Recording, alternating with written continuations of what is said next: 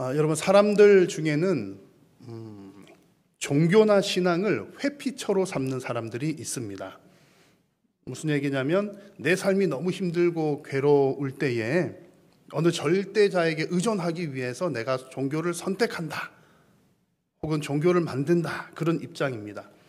정신분석학의 창시자인 프로이드도 비슷한 이야기를 했습니다. 종교에 대해서. 종교는 인간의 어떤 심리적인 필요에 의해서 만들어진 거다, 이렇게 보기도 했습니다. 자연의 위협, 또 삶에서 여러 가지 맞닥뜨려지는 불확실성, 그런 가운데 어떤 불안한 마음을 해결하기 위해서 신이 필요하다, 그래서 신을 상정한다라는 주장을 했습니다. 쉽게 말하면 어쨌든 신이라고 하는 것, 종교라고 하는 것은 내가 필요할 때 이렇게 만들어낸 거다, 이렇게 보는 입장이 있다는 겁니다. 이제 비슷한 이야기들을 여러 철학자들도 비슷한 이야기를 했습니다. 이제 철학자들은 이제 이성적으로 사고하고 사유하는 사람들이잖아요. 이렇게 사고하고 또 생각을 해보니까 궁극적으로는 신이 필요하구나, 이걸 알게 됐다는 거죠. 질문을 던져보고 또 질문을 해보니까 꼬리에 꼬리를 물고 올라가다 보니까 결국 마지막에는 어떤 최초의 원인자가 있구나, 신이라고 하는 어떤 존재가 없이는 이렇게 될 일이 아니었구나, 그래서 진짜 신이 있구나, 우주의 근본적인 어떤 원리로서의 신이 있구나, 이렇게 이야기하는 철학자들이 있습니다. 아리스토텔레스를 비롯한 여러 사람들, 그런 철학자들도 상정된 신이라는 그런 이야기 표현들을 사용을 합니다. 근데 여러분, 여기서 아멘 하시면 안 되는 거예요. 들어보니까 좀 그럴듯하게도 들리잖아요. 이제 물론 일부분 맞는 부분도 있습니다. 우리가 하나님께서 우리에게 이성을 주셨으니까 이렇게 세상이 어떻게 생겨났을까 이렇게 상상과 질문과 질문에 꼬리를 해다 보면 이게 그냥 세상이 우연히 생겨난 게 아니로구나, 그런 것은 하나님께서 우리에게 주신 지혜예요.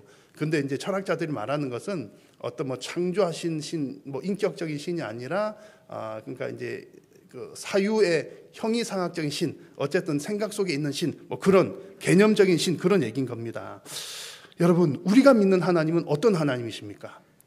우리가 믿는 하나님은요, 이 철학자나 무슨 정신분석학자들이 이렇게 얘기하는 그런 신이 아니라, 우리가 믿는 하나님은 우리를 찾아오신 하나님이십니다. 스스로를 계시하시고 우리를 찾아오셔서 우리와 인격적인 관계를 맺는 살아계신 분입니다. 그러니까 어떤 개념적인 하나님이 아니라 실제로 사람과 사람이 대하여서 마주 대하는 것처럼 그런 영적인 인격적인 관계를 갖는 분이라는 거죠. 이게 여러분 너무나 중요합니다. 이거 모르는 사람들은 그래, 사람이 내가 의지할 데가 없으니까 종교를 만드는 거지, 신을 만드는 거지, 신이 있는지 없는지 모르지만 신이 있다고 생각하면 마음이 편하지, 이런 생각들을 하게 되는 겁니다. 그래서 우리는 이제 저를 비롯한 많은 사람들이 우리가 하나님 믿는 이것을 종교라는 표현을 사용을 하기를 꺼려합니다. 왜냐하면 종교 그러면 사람이 필요에 의해서 만들어낸 것, 이런 개념이 들어있기 때문이죠. 우리가 믿는 하나님은 우리 사람들이 만들어낸 신을 믿는 게 아니라 스스로 계시하신 인격적인 하나님을 믿는 것입니다. 여러분, 이제 곧 성탄인데요. 성탄, 예수님께서, 하나님이신 예수님께서 이 땅에 사람의 모양으로 오신 것도 바로 이런 이유입니다. 하나님은 그냥 사유 속에 존재하는 분이 아니라 우리와 인격적인 관계를 맺으시려고 이 땅에 친히 사람의 모양으로 찾아오신 겁니다. 이것이 우리가 믿는 바 하나님입니다. 오셔서 뭐 하십니까? 왜 찾아오시죠?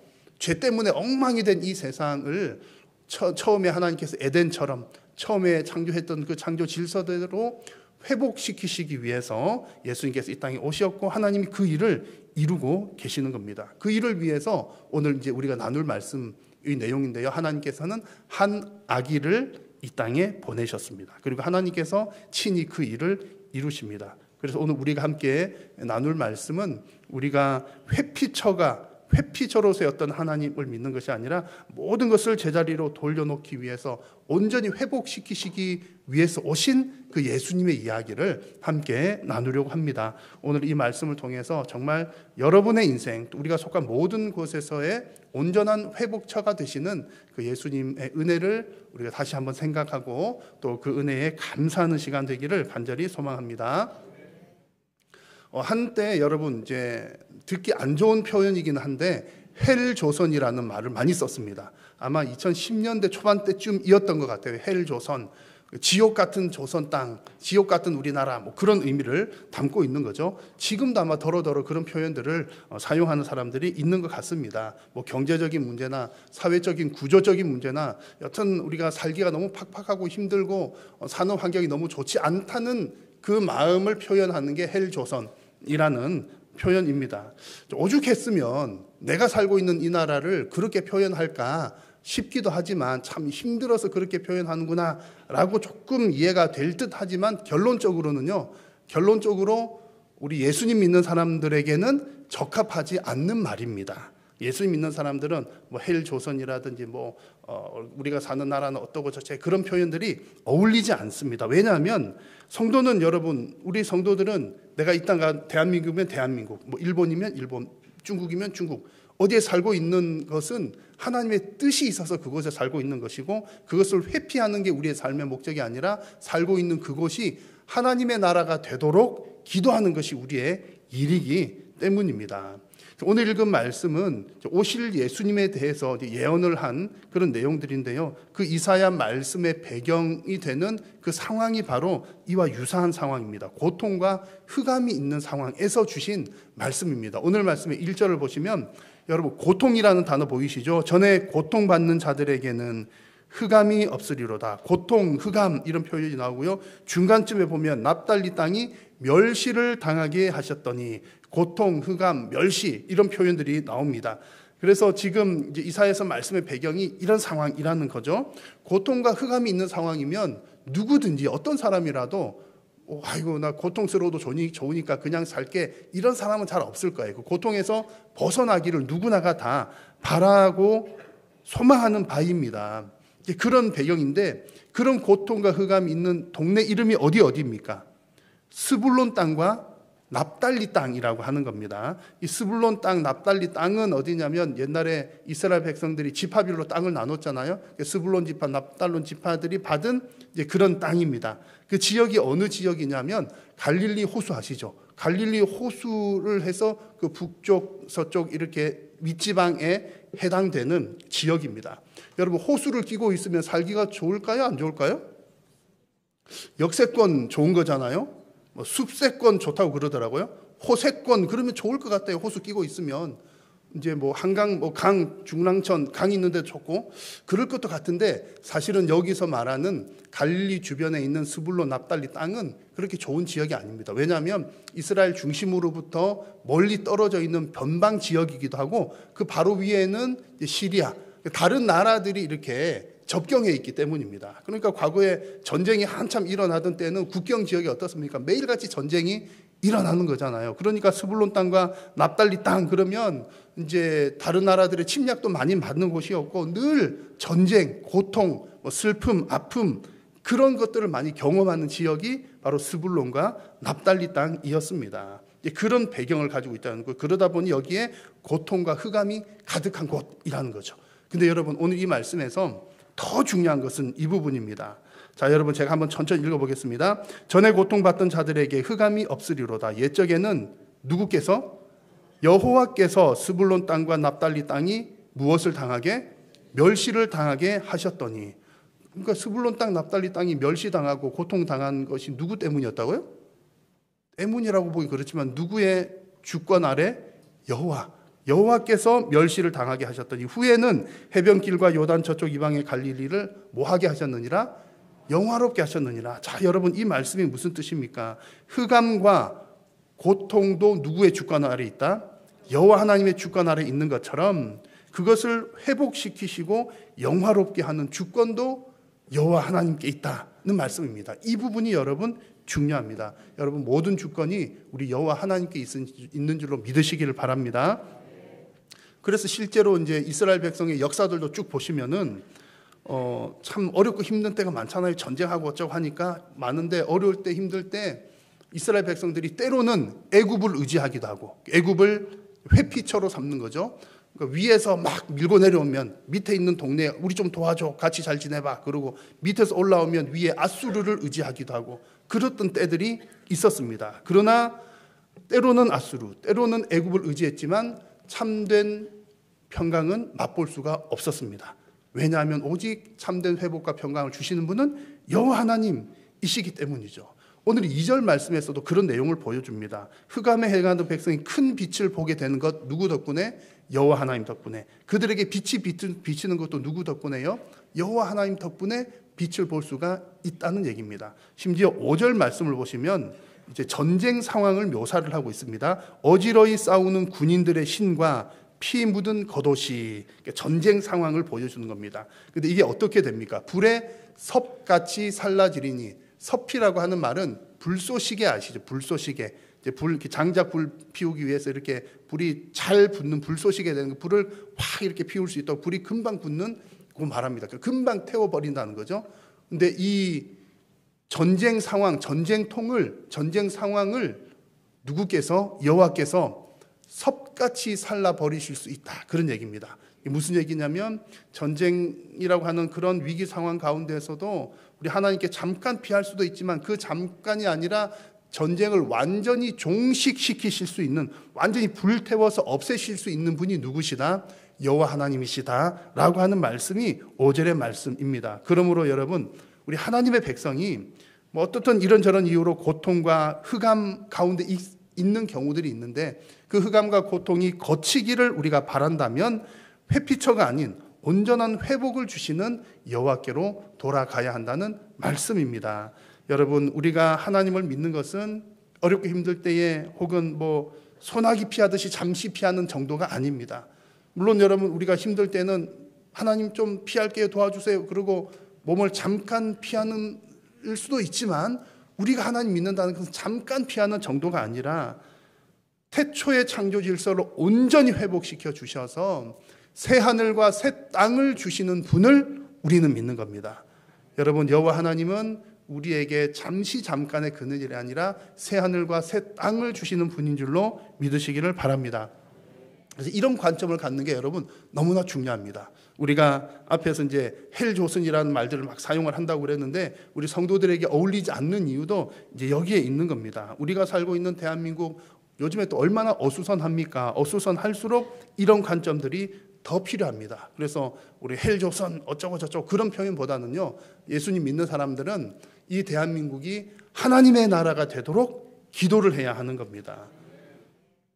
뭐 이제 언제나 늘 그렇거든요. 늘 교회도 그러고 나라도 그러고 다 어디든 그런 것 같아요. 앞장서서 일하는 사람들은 좋은 얘기 듣기보다 안 좋은 얘기 듣기가 훨씬 더 쉽습니다. 잘하는 건 표가 잘 안 나는 거죠. 그런데 그런 때에 지도자들이 뭔가를 잘못할 때 우리 예수님 믿는 사람들은 그런 지도자들을 비방하기에 앞서서, 잘못한 것을 꼬집을 수도 있지만 거기에 앞서서 과연 나는 지도자가 세워질 때 그 지도자를 위해서 기도했는가? 지도자가 그 일을 감당할 때 하나님께서 힘 주시기를 기도했는가? 그것을 먼저 돌아보아야 합니다. 만약에 여러분, 뭐 지도자들이 이제 나라의 경우에 지도자들이 뭐 잘못하면 지도자 바꿀 수 있습니까? 없습니까? 바꿀 수도 있죠. 그 대한민국의 주권은 누구에게 있다? 국민에게 있으니까 국민들에게 가장 큰 힘이 있거든요. 바꿀 수 있습니다. 있는데 뭐 이제 지도자를 잘못했다면 또 바꾸고 또 바꾸는 것은 마치 뭐와 같으냐면 소나기를 잠시 피하는 것과 같은 겁니다. 정말 우리가 기도하고 해야 될 것은 나라의 일꾼들이 세워질 때마다 여호와를 경외하는 하나님의 일꾼이 세워지기를 정말로 기도해야 할 줄로 믿습니다. 그렇게 해야지 더 든든하게 세워진다는 거죠. 나라의 일만 그런 것이 아니라 우리 개인의 일도 마찬가지입니다. 내 인생에서도 흑암과 고통이 다가오는 때가 있습니다. 그럴 때 여러분, 그 어떤 고통과 흑암들 잠깐 피할 수도 있지만 잠깐 피해본들 고통은 또다시 우리를 찾아옵니다. 흑암을 잠시 피한들 그 흑암이 어두운 그늘이 다시 우리의 인생에 드리워지게 됩니다. 그래서 우리는 잠깐 피하는 정도가 아니라 온전히 회복시키시는 그 하나님의 은혜를 갈망해야 하는 줄로 믿습니다. 그래서 여러분, 그렇게 해주실 수 있는 분, 온전한 평강과 온전한 회복은 오직 여호와 하나님, 오직 우리 주 예수 그리스도밖에 없음을 여러분 믿고 고백하시면서 온전한 회복을 기대하며 기도하는 여러분 모두가 되시기를 간절히 소망합니다. 자, 그렇다면 오늘 이 말씀에서 주시는 핵심은 이런 내용입니다. 그런 하나님께서 당신의 백성들을 온전히 회복시키시는데 어떤 방법으로 회복시키시는가? 오늘 본문에 나온 표현을 우리가 보자면 평강의 왕으로 오시는 한 아기를 통해서 하나님께서 온전한 회복을 이루십니다. 오늘 말씀의 6절을 같이 한번 읽어보겠습니다. 시작. 이는 한 아기가 우리에게 낳고 우리에게 주신 바 되었는데 그의 어깨에는 정사를 메었고 그의 이름은 기묘자라 모사라 전능하신 하나님이라 영존하시는 아버지라 평강의 왕이라 할 것임이라. 아멘.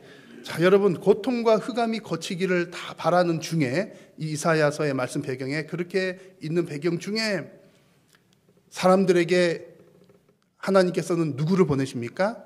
한 아기를 보내십니다. 예수님이 한 아기로 오신다는 거죠. 자, 여러분, 우리의 구원자 되시는 메시아 되시는 그분께서 한 아기로 오신다라고 얘기를 들으면 지금 여러분 다 알고 계시니까 답을 아시지만 그냥 이제 모른다고 생각했을 때 한 아기로 오신다 그럴 때 든든한 마음이 드십니까? 아니면 애기가 온다고 그런 마음이 드십니까? 약간 애기게 그런 마음 드시지 않나요? 그러니까 이제 우리에게 기왕이면 메시아가 오신다 그럴 때 한 아기가 우리에게 왔고 이런 것보다는 한 장군이 나타났고 얼마나 든든하고 좋겠습니까? 그렇지 않나요? 한 장군이 나타났고 혹은 한 훌륭한 지도자가 나타나서 너희들을 어떻게 할 것이다. 그러면 또 든든할 것 같은데 하나님께서는 우리에게 한 아기를 보내신다. 이런 표현을 쓰시는 겁니다. 이유가 있겠죠. 이유가 있겠죠. 여러분, 하나님께서 온전한 회복을 이루시는 방법은 어떤 무력이나 힘이나 뭔가 어마어마한 장군이 와가지고 옛날엔 전쟁 시대니까 막 그냥 전쟁을 해서 어딜 가도 다 이기는 그런 아주 큰 장군이 와서 그 무력과 힘으로 제압했다. 그런 방법을 쓰시려고 하는 것이 아니라는 얘기죠.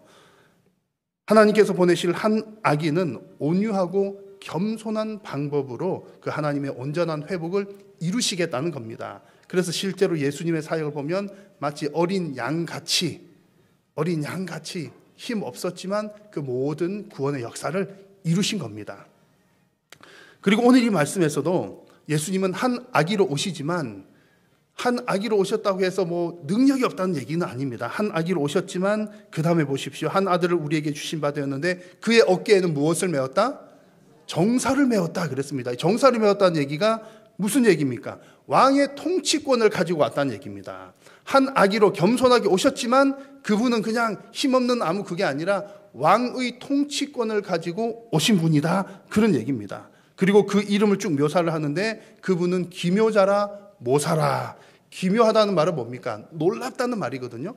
모사라고 하는 말은요, 상담가라는 얘기입니다. 우리는 이제 기묘자라 모사라 되어 있는데 이게 두 단어가 하나로 합쳐져 있는 겁니다. 기묘한 모사라. 우리 예수님에 대해서 그렇게 표현을 합니다. 기묘한 모사라, 놀라운 상담가라, 그런 뜻입니다. 여러분, 예수님이 왜 놀라운 상담가이신가요? 상담가 그러면 상담가가 하는 역할이 뭡니까? 누군가 어떤 문제가 있을 때 우리가 상담하는 사람을 찾아갑니다.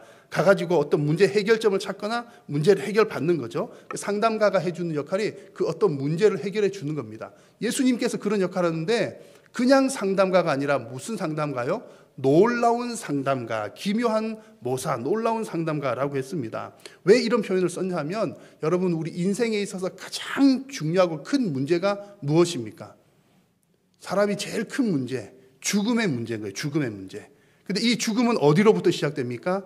죄로부터 시작된 거거든요. 그러니까 우리 인생에 있어서 죽음과 죄로 인하여서 우리에게 온 죽음의 문제를 해결할 수 있는 사람, 어떤 존재가 없습니다. 오직 누구밖에 없어요? 예수님밖에 없는 겁니다. 그래서 예수님을 두고서 참 놀라운 상담가라, 우리의 이 인생의 죄의 문제, 죽음의 문제를 해결할 수 있는 분이다. 그런 의미를 담고 있습니다. 또한 여러분, 그 이어서 나온 내용 보십시오. 아기로 오는 예수님은 전능하신 하나님이라 그랬고 영존하시는 아버지라 그랬습니다. 영존하시는 아버지라는 것은 쉽게 말하면 영원한 보호자가 되신다, 그런 의미를 담고 있습니다. 그래서 궁극적으로는 이 한 아기로 오시는 이 예수님께서는 왕의 권능을 가지시고 이런저런 능력을 가지시고 온전한 평강을 이루시는 평강의 왕이 되신다라고 하는 것이죠. 자, 여러분, 이 구절을 잘 보시면 우리 예수님께서는 우리가 잠시 피할 수만 있는 그런 분이 아니라 우리 개인과 우리 가정과 우리 나라와 우리 온 인류를 온전하게 회복시킬 수 있는 온전한 평강을 주실 수 있는 분임을 우리 묘사하고 있습니다. 여러분, 우리 주 예수 그리스도께서만이 우리의 온전한 평강의 왕이 되시는 줄로 믿습니다. 우리가 이제 정말 예수님만 잘 의지를 해야 되는데 안 그런 경우들이 좀 많이 있습니다. 정말 우리 인생을 책임져 줄 수 있는 그분께 모든 걸 다 던져놔야 되는데 그렇지 않게 되면서 낭패를 보는 경우들이 있습니다. 제가 몇 년 전에 그냥 이제 일상적인 이야기이긴 합니다만 이런 일들이 있었습니다. 한 몇 년쯤 전에 어느 날 제가 이제 제 차를 타려고 하는데 타이어에 바람이 공기가 빠져 있는 거예요. 빠져 있는데 이렇게 완전히 다 빠진 것은 아니고 조금 이렇게 빠져 있는 게 보입니다. 보여서 이제 아주 많이 빠졌으면 뭐 이렇게 그 긴급 출동을 불렀을 것 같은데 이제 조금 빠져 있는 거죠. 그래서 그때 제가 제 머릿속에 이제 남자들이 흔히 하는 몹쓸 생각이 지나갔습니다. 남자들이 하는 몹쓸 생각이란 뭐냐 하면 이 정도쯤은 내가 할 수 있겠지 이런 거 있거든요. 이 정도는 내가 할 수 있지 이런 거 있습니다. 해가지고 이제 어디 길을 찾아갈 때도 내비게이션이 우회전하십시오. 그런데 이 길 내가 잘 알아. 직진이 더 빨라. 뭐 이런 거. 이제 그런 경우들 있잖아요. 남자들이 하는 몹쓸 생각인데 여튼 이제 그런 생각이 이제 들었습니다. 이 정도쯤이야 내가 할 수 있겠지. 그래가지고 제가 이제 확인을 해보는 겁니다. 여러분 이제 엄청난 모르실 수 있으니까 잘 들으십시오. 제가 제 능력을 보여드리는 겁니다. 이제 구멍이 났는지 확인을 해야 되잖아요. 그 타이어 안에 있는데 어떻게 확인해요? 앞바퀴였는데 이렇게 핸들을 돌리면 타이어가 바퀴 이렇게 나옵니다.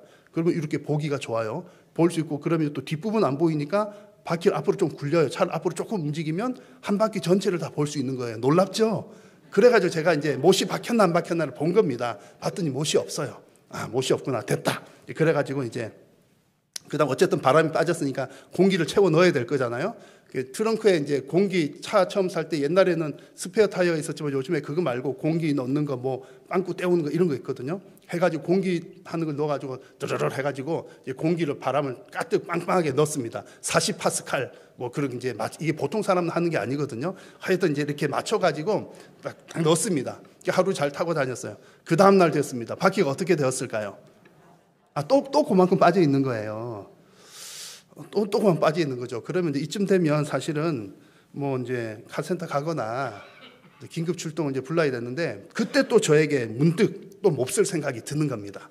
이 정도쯤이야 내가 할 수 있지. 그러면서 이제 뭔가 생각이 한 번쩍 났는데 아주 천재적인 생각이 난 거예요. 여러분 이제 이런 거 보신 적이 있으신지 모르겠는데 차에 다 있는지는 모르겠어요. 이제 바퀴 밑에 보면 뭐가 있는데 이게 뭐냐면 그 실란트 키트라는 게 있어요. 차에. 실란트 키트라는 게 있기도 하고 없기도 한데 여튼 제 차에는 실란트 키트라는 게 있어서 뭐냐면은 흰색 액체인데 본드 같은 거예요. 본드 같은 거를 공기 주입구에 이렇게 넣으면 차를 바퀴를 굴리면 이제 바퀴 안쪽에 이렇게 본드칠이 되면서 얘가 굳어가지고 이제 펑크가 메꿔지는 그런 거예요. 놀랍죠? 제가 그걸 했다는 거죠. 해가지고 이렇게 이제 떳떳 해가지고 이렇게 넣은 겁니다. 이걸 딱 넣었어요. 제가 이제 생각할 때 이제 공기가 조금씩 빠지는 걸 보니까 못 박힌 건 아니다. 아주 구멍이 있더라도 아주 미세한 게 있으니까 이거 한번 쫙 돌리면 이게 해결이 된다. 그런 이제 몹쓸 생각을 한 거죠. 어쨌든 이래가지고 했습니다. 결과는 어떻게 됐을까요? 네? 이제 믿음이 없는 소리들이 여기저기서 나온 것 같은데 결과는 대참사였죠. 어떤 대참사냐면 그게 이제 흰색 액체인데 이렇게 넣고 어떻게 하다가 뭐 어떻게 했는지 휙 하면서 이제 흰 그 액체가 온데 다 튄 거예요. 튀어가지고 그가 이제 그러니까 본드가 다 튀었다 생각하시면 되고 걔가 굳으면서 고무처럼 이렇게 딱딱해지더라고요. 그래가지고 이제 우리 동네 아파트의 지하 이건 비밀인데 하도 지났으니까 이제 그죠 잡혀갈 기간은 지났겠죠. 해가지고 제가 청소 다 했습니다. 했는데 뭐 하여튼 이제 주차장이 다 어지럽게 이제 여기저기 다 튄 거예요. 청소 아니라고 혼났습니다. 그래 이제 결국은 이제 긴급 출동 불렀죠. 불러서 이제 확인을 해봤더니 못이 박혀 있었던 거예요. 근데 제가 이제 잘 못 봤던 거죠. 저 뒤쪽에 어디 있어가지고 전문가 부르니까 해결이 돼가지고 잘 타고 다녔고 아마 지금도 걔가 그대로 붙어 있는 것 같습니다. 그 지렁이 붙어 있는 것 같습니다. 이제 완벽하게 이제 전문가의 손길로 타이어가 정상으로 돌아왔습니다. 제가 그 일을 겪으면서 이 정도쯤이야 내가 할 수 있지, 해결할 수 있지라고 이제 생각을 했던 게 얼마나 부끄러웠는지 모릅니다. 참 부끄럽더라고요. 근데 이제 이런 거는 재미로라도 한번 해볼만 하잖아요. 그 죄 짓는 거 아니니까 괜찮은데, 이런 일들은 괜찮지만, 우리 인생에 정말 중요한 일을 정말 중요한 내 인생에 무겁고 무게감 있는 일들을 내가 한번 이 정도 내가 할 수 있지, 그렇게 하다가 인생의 낭패를 보는 경우들이 얼마나 많이 있는지 모릅니다. 여러분, 우리 인생에 정말 중요한 일은 내 인생의 전문가에게 맡겨야 될 줄로 믿습니다. 내 인생의 가장 전문가, 내 인생 누구보다 나보다 더 잘 아시는 분은 우리 여호와 하나님 한 분이신 줄로 믿습니다. 그래서 여러분, 우리가 나 자신을 사랑해야죠. 나 자신을 신뢰하는 것은 좋은 일입니다. 나는 괜찮은 사람이야, 자존감을 갖는 건 좋지만 나는 너무 믿을 만한 사람은 아닙니다. 우리가 믿을 분은 오직 예수님밖에 없습니다. 그래서 내 개인의 문제나 가정의 문제, 교회의 문제, 나라의 문제들도 그 모든 문제의 온전한 회복자이신 우리 주 예수 그리스도께 모든 것을 의탁할 때에 가장 정확하고 가장 빠르고 가장 안전하게 회복될 줄로 믿습니다. 그 예수님 믿고 신뢰하시면서 우리 주 예수님의 은혜를 날마다 풍성하게 누리는 여러분의 인생 되시기를 축복합니다. 하나님께서는 이렇게 한 아기 예수님을 통해서 이제 그 회복의 역사를 이루어 가시는데 지금도 그 역사를 이루시는 중에 있습니다. 그리고 하나님께서 그 예수 그리스도 통해서 이루시는 회복은 영원히 지속되는 회복입니다. 그 내용들이 오늘 읽은 말씀의 마지막 구절에 잘 나와 있는데 같이 한번 읽겠습니다. 그 정사와 평강의 더함이 무궁하며 또 다윗의 왕좌와 그의 나라에 군림하여 그 나라를 굳게 세우고 지금 이후로 영원히 정의와 공의로 그것을 보존하실 것이라. 만군의 여호와의 열심히 이를 이루시리라. 아멘. 여러분, 이 구절에서 그 정사와 평강의 더함이 무궁하며, 이 말은 이런 뜻입니다. 그의 왕권은 더 점점 커지겠고, 예수님의 왕권이 더 커진다는 얘기고요. 평화가 그의 나라에서 영원히 이어진다라는 얘기입니다. 자, 여러분, 예수님께서 이 땅에 오신 이후에 예수님의 왕권은 지금까지 계속해서 커져 왔습니다. 여러분, 아멘이십니까? 근데 이제 조금 헷갈릴 수도 있습니다. 여러분, 유럽의 교회가 항상 부흥만 했나요? 교회가 쇠퇴하기도 했나요? 쇠퇴하기도 했거든요. 미국의 교회가 항상 부흥만 했을까요? 쇠락하기도 했을까요? 쇠락하기도 했거든요. 한국 교회는요, 이제 다 유럽 따라가고 미국 따라가고 그다음 한국도 우리가 그런 게 오는 겁니다. 한국 교회도 한참 부흥기가 있었지만 정책이 지금은 좀 이렇게 안타깝지만 하여튼 하락하는 시기들이 있습니다. 그렇게 보면 하나님의 나라가 이거 확장된다고 더 줄어드는 것 같은데 라는 생각이 들 수 있지만, 여러분, 부분적으로 보면 지역적으로는 그런 일이 있을 수 있습니다만 하나님 나라 전체 관점에서 보면 지금까지 하나님의 나라는 계속해서 확장되고 있습니다. 하나님의 왕권, 예수님의 왕권은 커져가고 있습니다. 그 사실을 아는 거 중요하고요. 그리고 또한 예수님께서 오신 이후에 예수님을 이제 믿은 사람들에게는 하나님께서 평강을 주시는데 그 평강은 영원히 지속되는 평강입니다. 여러분, 저와 여러분들에게도 하나님께서 주신 평강이 있습니다. 그 평강은 영원히 지속되는 평강인 줄로 믿습니다. 근데 여러분, 우리가 인생을 살다 보면 어렵고 힘든 일을 만나기도 하잖아요. 만나기도 해가지고 좀 괴롭기도 하고 어쩌기도 하는 일들이 있기도 있지만, 근데 여러분, 정말 우리가 예수님을 바르게 믿었다면 다 여러분 고백하실 겁니다. 내가 인생에 힘들고 어려운 일이 있지만 그럼에도 불구하고 세상이 빼앗아 갈 수 없는 평강이 내 속에 그대로 여전히 남아 있습니다. 아멘이십니까? 그러니까 죽을 듯이 힘든 상황 가운데서도 하나님을 붙드는 거고요. 그렇게 힘들고 어려운 상황 가운데서도 찬송이 나오는 겁니다. 누구도 빼앗아 갈 수 없는 평강이 우리 속에 있기 때문이죠. 여러분, 세상이 줄 수도 없는 평강, 세상이 빼앗아 갈 수도 없는 평강이 우리가 예수님 믿는 그 이후로부터 지금까지 앞으로도 영원토록 우리와 함께 하시는 줄로 믿습니다. 그래서 여러분, 하나님께서는 이런 은혜를 경험한 저와 여러분들을 통해서 하나님의 나라를 계속해서 굳게 세워나가시고 하나님께서 그 나라를 보존해 나가십니다. 그러므로 여러분, 우리가 오늘 이 7절의 말씀을 정말 확실히 믿고 신뢰를 한다면 내 인생에 있어서 어떤 어려움이 당하거나 교회가 쇠락하거나 나라가 어수선하거나 할 때에도 너무 아둥바둥 염려할 일은 아니라는 것을 압니다. 어떤 급한 일이 생겼을 때 우리가 애타는 마음이 있는 것은 충분히 이해를 할 수 있지만, 우리가 애타는 마음도 간절히 기도하고 눈물로 기도해야 되지만 그것보다 더 중요한 건 놓치지 말아야 될 것이 한 가지가 있는 거죠. 그 애타는 마음보다 더 중요한 것은 하나님의 마음을 아는 겁니다. 무슨 얘기냐면, 잘 한번 듣고 생각해 보십시오. 어떤 위기 상황이나 급한 상황이 생겼을 때 너무 애가 타가지고 이 일을 어떻게 하다 보면 그 문제의 핵심을 놓치게 되는 경우들이 종종 있습니다. 이해가 되시죠? 근데 그 위기 상황, 급박한 상황 가운데서도 좀 정신을 바짝 차리고 이게 무슨 일이야? 지금 일이 어떻게 되는 거지? 이를 객관적으로 잘 살펴보면 그 위기 상황 가운데서도 문제 해결점을 실마리를 찾기가 훨씬 쉽습니다. 그래서도 옛말에 호랑이한테 물려가도 잡혀가도 정신만 바짝 차리면 살아나올 수 있다. 실제 그런 사람 있나는 모르겠지만 여튼 그런 거 급할수록 어떻게 가나? 급할수록 돌아가라. 그런 지혜가 있는 거죠. 여러분 우리 일반 인생에 있어서도 그러한데 하나님을 믿는 신앙은 더더욱 그렇습니다. 왜냐하면 이 모든 일들을 누가 이루시기 때문에요. 여호와의 열심히 이 일을 이루시는 겁니다. 그러니까 내가 막 하는 게 아니라는 거죠. 내가 막 걱정돼가지고 막 한다고 이게 세상이 다 좋아지거나 그런 게 아니라 하나님께서 그 일을 하나하나 이루고 계십니다. 우리가 애타는 마음으로 기도하고 간절히 바라야 되지만 더 중요한 것은 이 시기 가운데 이런 환경 가운데 내 개인의 문제든 가정의 문제든 나라의 문제든 하나님께서 어떻게 역사하고 계시는지를 보는 것, 하나님의 시선을 갖는 것이 더 중요하다는 말씀입니다. 여러분 오늘 이 말씀에 특별히 마지막 부분 여호와의 열심히 이를 이루시리라 이 말씀을 굳게 신뢰하시고 오직 온전한 회복을 이루시는 분은 여호와 하나님 한 분이신 줄을 믿고 고백하면서 모든 것을 우리 하나님께 다 맡겨드리는 저와 여러분 될 수 있기를 바랍니다. 그래서 오늘 주신 이 말씀 꼭 기억하시면서 정말 우리가 믿는 하나님은, 우리가 믿는 예수님은 잠깐 피하는 피난처 정도가 아니라 우리를 온전히 회복시켜주는 분이심을 우리가 믿고 기대하고 또 기도하면서 또 그런 회복자로 오신 그 예수님을 정말 기쁨 가운데 맞이하면서 예수 그리스도의 그 은혜를 풍성하게 누리시는 모든 성도님들 되시기를 주의 이름으로 축원합니다. 기도하겠습니다. 살아계신 여호와 하나님, 오늘도 우리의 예배를 받으시고 말씀하여 주시니 감사합니다. 하나님 이 땅 가운데 있는 여러 가지 문제들, 우리 인생의 문제들, 하나님 우리가 잠시 피할 문제가 아니라 온전히 회복시키시는 그 예수 그리스도의 은혜를 맛보는 것이 더 큰 은혜인 줄로 믿습니다. 하나님께서 이 일들을 다 이루시는 줄로 믿사오니 우리는 오직 그 하나님을 믿고 의뢰하며 믿음 가운데 승리케 하여 주옵소서. 예수님의 이름으로 기도드립니다.